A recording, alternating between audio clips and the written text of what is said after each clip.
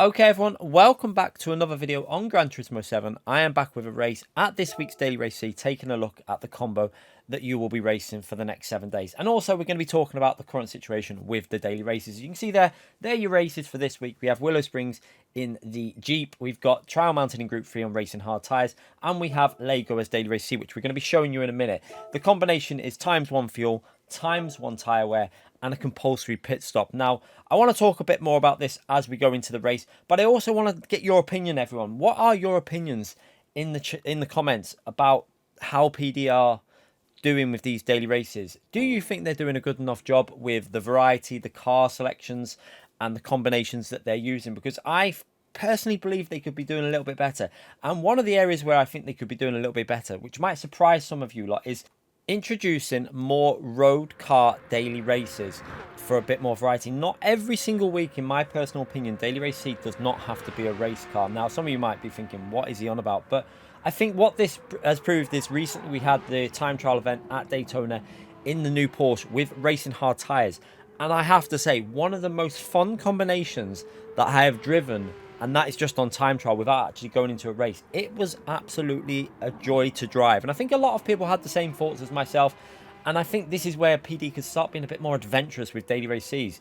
Add tyre wear in, even with the road cars. Do whatever you want. Just give us some like single make daily races where it's just this car, racing hard tyres. And, you know, it'd be a bit of variety rather than having the same race cars week in, week out. I just think a little bit of variety like that could go, you know, a long way. Also, there's more road cars. I've been experiencing some elimination lobbies that we do where we get the community together, and we've been driving some road cars, and there are some really good, enjoyable road cars that they could be using for daily race Cs or Bs. It doesn't have to always be daily race A, in my personal opinion, where they use these combinations. But this is just my take on it. I also want to let you know, what do you lot think with regards to this? I also think there's so many more combinations that we could be using for daily races, along with tracks that have never been used, and so on and so on. We did recently have a very good combination at Fuji in Daily Race C last week, which was nice to see because that was the first time that combination had ever been used. But I'd argue again with that combination that that could have been a little bit better. I mean, without that track, it was basically a pit, no tyre change again, and straight back out. So yeah, there was ways that that one could have been improved, but I do think it was good that we got Fuji finally in Group 3, a track that's never ever been used as Daily Race C. So there was a big sign of improvement last week. However, this week we're at the Lego Centre track. Lego seems to be a track that we're getting used every week pretty much at some point during a daily race. And I think it's time to start venturing out into some of the other tracks. And this is what I want you lot to let me know.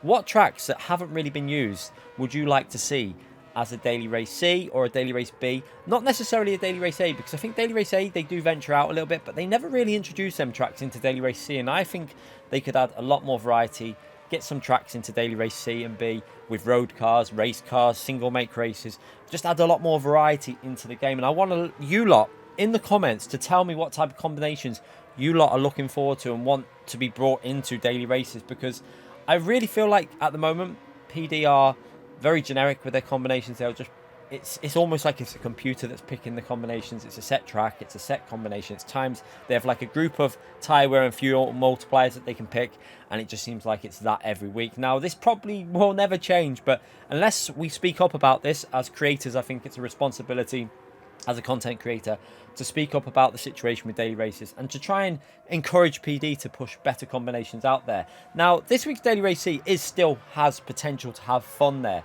but I have a very strong feeling the staying power of that race for 7 days is going to fade off massively. I very much doubt we're going to see the level of drivers that we saw last week at Fuji. You know, it was almost like a Top Split GT World Series race. It was insane with the drivers. We had Killian, we had Gallo, we had some of the fastest drivers from the UK racing. It was an amazing experience last week on Daily Race C with some real high quality driving. It was a good combo. We could overtake. There was actually a possibility of changing tyres with strategy as well, and it worked out about 1 second slower. But if the other cars caught up in traffic, it would obviously work out better. So there was an element of tyre strategy in there, although I still think they could have done a little bit better, maybe adding some fuel or something like that in there. And this is where I think my point with regards to having a compulsory pit stop in a race. For example, this week's Daily Race C, there's a compulsory pit stop in.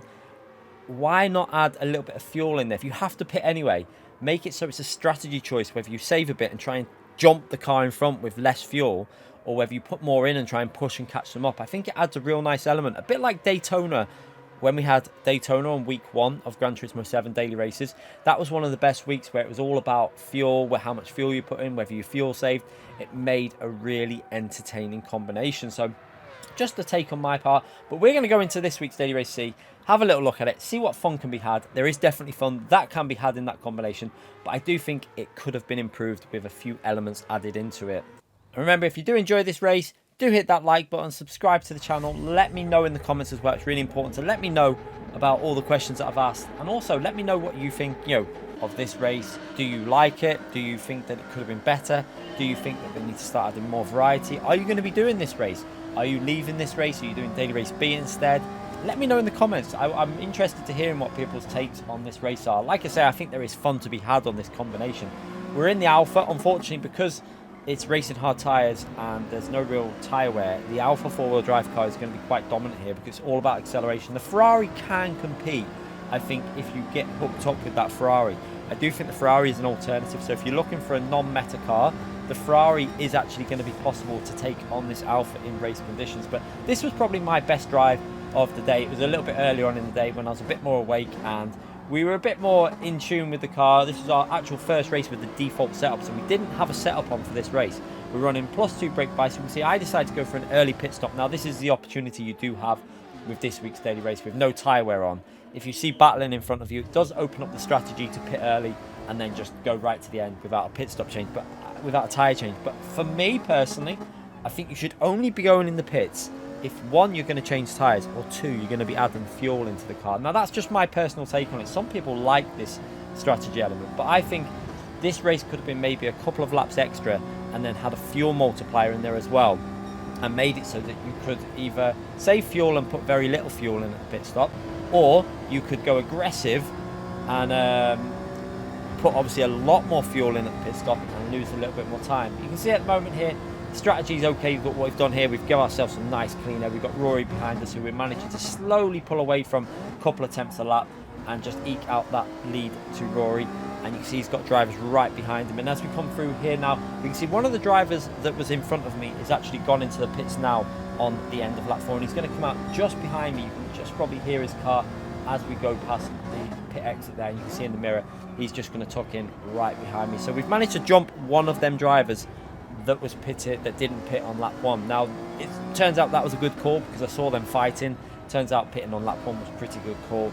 But yeah, let me know about what you think, if it would have been a good idea to add a bit of fuel and tyre wear into this race, just so that you either save fuel or you push, add alternative strategies. Would have also opened up the opportunity for a few different cars to be used, especially if you have to make a pit stop. And that's one area where I think PD make a few mistakes, because whenever they add a lot of tyre wear and fuel wear into races, like fuel consumption into races, like for example Cataluna, they don't put the compulsory pit stop change on, which then totally eliminates any strategy because everyone just does a nose stop. I feel like if they're going to do high fuel, they need to put a compulsory pit stop on in races to make sure that you make a pit stop, and to make sure that then it's up to you whether you push or save fuel. And it just, if you don't want to save fuel, because some people use automatic gears, so saving fuel, then races absolutely kill people who are using automatic gearboxes and they can't compete. But if you have to make a pit stop, then people are then brought back into the race and everyone can compete. So yeah, that's my take on the fuel. But for this race, obviously no fuel in it. It's just a flat out race. You can see I was running +2 bias with the Alpha. I think that was okay. I do think I would go a little bit more to the rear. After driving the Ferrari with +5, I think, to the rear, it felt a lot better at rotating into the corner. So I do think I'd probably, if I was going to go back onto this, I'd probably use +3 or 4 to the rear with the Alpha, maybe even +5. But at this stage here, this was a bit earlier on in the day, and I'm driving pretty well, I have to say. It does show you what fatigue does to your driving, because by the end of the day on this combination, my driving was awful. But that kind of happens when you've been streaming for over 6 hours. You start to fade off, you start getting worse at a combo. But yeah, on our first ever race with the default setup, I was driving pretty strong here, pretty decent, consistent. You can see early on in the day doing 47 5s and 4s pretty much every single lap. So doing a pretty good job at the moment. And now we've got Olive, who's gone into the pits now at the end of lap 13. He's going to go in the pits there and do the straight in, straight back out. No tyres, obviously, no fuel, straight out the pits. And it's going to be interesting where he comes out, because we know that he's got pretty good pace. on this combination. So as we go down the main straight, we see to our left there, he's just come out right behind me. You can see at this point as well, we had quite a big gap to Rory and a few of the other cars behind us. So now it's just a battle between myself and Olive for these top 2 positions. We've got a nice gap through the rest of the cars. You can see a couple of seconds, 2 to 3 seconds, I think, gap built up there. But we run a little bit wide there on the start of lap 14. That's actually going to give Olive the chance to get right up behind us. You can see now on the replay camera, he's pulling up right behind us, and he's going to go for maybe a move in the braking zone. Is he going to have a little look? You can see he has a little look there to see if it's possible, but chooses not to go for that. It would have been a little bit too far back probably to send that, but that corner does invite you to send one up the inside. I've got to be honest with you, and that is one of the good things about this race. I kind of like this layout. I just wish they would have put a bit more effort in with the settings for it in terms of the fuel and the tyre, because although it's a very short track, and it will get a little bit boring towards the end of the week when you've driven this quite a few times, because obviously 20 laps, you're doing 20 laps of the same track every race, and it will become a little bit tedious, I think, by the end of the week. So at the early stage, there's entertainment to be had. However, I do think this race could have been improved massively with a few settings tweaked by PD, but I still think it's not PD that are actually doing these. I think it's just a computer that has set settings that they use, like an algorithm, and it just creates a race, and they pray for the best, basically. That's the view I get. Let me know in the comments whether you think that's the case, or if you think someone is actually creating settings for these races. I'm not too sure. As we can see now, we're moving on to lap 17, and Oliver's going to get very close here into the braking zone. You can see he's going to have a little look up the inside. I'm going to stay to the left because I feel like we had enough of a gap to brake late, and then just hold the apex, get on the throttle nice and early, and get out of that corner and try and then get into turn 1 in the lead of the race. You can see going over to the right, and then we're going to go to the left-hand side of the track and just try and break that slipstream briefly while we get back to the racing line. You can see Oliver's going to stay to the left there, but he's a little bit too far to go for a move, so we're just going to keep it on the racing line and into the braking zone, into that second gear. And a little shift to first gear here for rotation. I'm not sure if I'm going to do that in the race. I think for time trial, yes, but for the race, I think maybe just sticking in second gear there and just letting the rotation happen is probably going to be better. But yeah, we're going to try a few of them things out next time we jump on this daily race and see if that improves our pace a little bit. But at the moment, Olive is right up behind us and pushing us in this race. We started P3, we're in a very technically a P1 position in this race. So into the braking zone, he has another little look there, but he's not really in a position to send it. Again, we're just ensuring that we get the rotation into that corner, and now we're working our way down the straight into the next braking zone. So pushing onto lap 20, we managed to hold this position all the way up to lap 20, and now Olive is right behind us, and we know that he's going to go for a send at some point. Everyone would do it, I would do it. Everyone with any sort of instinct of wanting to get the win is going to go for a move. So I knew if he's close enough, he's going to send it 100%. And as we come out here, we don't get the best exit there. I ran onto the curb a little bit, but we didn't lose too much pace. Maybe a half a tenth of loss of momentum out of the straight.